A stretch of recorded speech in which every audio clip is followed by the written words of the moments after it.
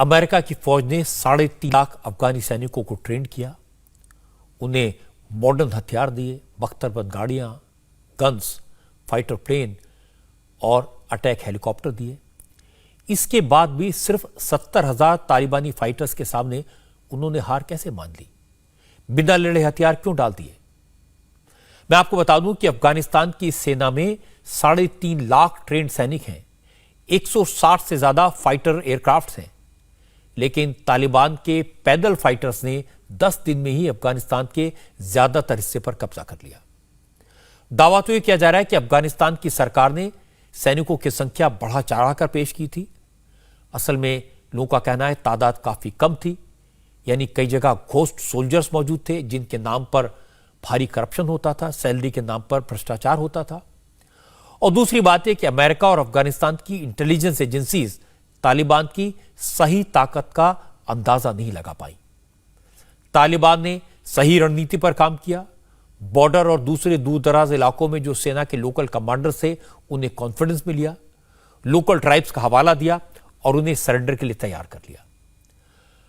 अफगानिस्तानी फौज के सरेंडर होने की एक और वजह यह भी है कि वहां रेगुलर आर्मी में सिर्फ इलीट कमांडोज को ही टैक्टिकल वॉर की ट्रेनिंग मिली हुई है। अफगान सोल्जर्स का मोरल डाउन है, उनका भरोसा टूट गया है। उन्हें लगता था बिना अमेरिका की मदद के अब लड़ाई जीतना मुश्किल है। इसलिए कई फ्रंट पर तालिबान को बिना लड़े ही कब्जा मिल गया। हालांकि अब यह दावा किया जा रहा है कि इस बार तालिबान का राज पहले जैसा नहीं होगा। अब तालिबान बदल गया है। पाकिस्तान और चीन जैसे मुल्क खुलकर तालिबान के सपोर्ट में आ गए हैं। चाइना, रशिया और ईरान जैसे देशों ने कह दिया कि वो अफगानिस्तान में अपनी एम्बेसीज को बंद नहीं करेंगे, तालिबान की नई सरकार के साथ दोस्ताना व्यवहार रखेंगे। ये इंटरनेशनल रिलेशंस के मामले में एक बड़ा बदलाव है। मैं आपको बता दूं, जब 1996 में अफगानिस्तान पर तालिबान ने कब्जा किया था, उस वक्त सिर्फ 3 देशों पाकिस्तान, सऊदी अरब और यूएई ने तालिबान की सरकार को रिकॉग्नाइज किया था, मान्यता दी थी।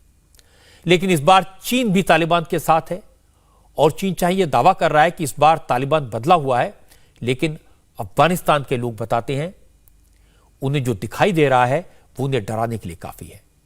शांति और अमन की बात करने वाले तालिबान फाइटर्स ने जब काबुल में अफगानिस्तान के राष्ट्रपति भवन पर कब्जा किया तो 1996 वाली तस्वीरें याद आ गई। राष्ट्रपति की कुर्सी पर तालिबानी कमांडर बैठ गया, उसके आसपास ऑटोमेटिक राइफल से लैस लड़ा के खड़े हो गए। इनमें से कुछ मिनिस्टर्स बनेंगे। आप सोचिए तालिबान की अगली सरकार कैसी होगी। हालांकि काबुल पर कब्जे के बाद तालिबान के राजनीतिक प्रमुख मुल्ला बरादर ने एक बयान जारी किया है। वटोल अफगानिस्तान मुसलमान मिलत इस सफलता के लिए मैं मुस्लिम अफगान लोगों को बधाई देना चाहता हूं, खास तौर से काबुल के नागरिकों को। मैं सभी तालिबान फाइटर्स को सलाह देना चाहता हूं कि हम अकल्पनीय और विशेष स्थिति तक पहुंच गए हैं। ये ऊपर वाले की मदद से हुआ है और हमें घमंडी नहीं होना है। इससे पहले हमें इतनी जिम्मेदारी नहीं मिली थी जितनी आज मिली है। इसके साथ मैं सभी तालिबानी लड़ाकों से अपील करता हूं कि हम एक ऐसे हालात में पहुंच चुके हैं जो कल तक उम्मीद से परे थी। ये खुदा की नेमत की वजह से हुआ है। इसका सम्मान करें और शांत रहें। भगवान ने हमारी परीक्षा ली है। दिन ब दिन हम देश की सेवा में शामिल होते जाएंगे और नागरिकों को सुरक्षा और भविष्य के लिए नई उम्मीद देंगे। इंडिया टीवी हर वक्त हर जगह डाउनलोड करने के लिए सर्च करें India TV news Google play store या ऐप स्टोर पर।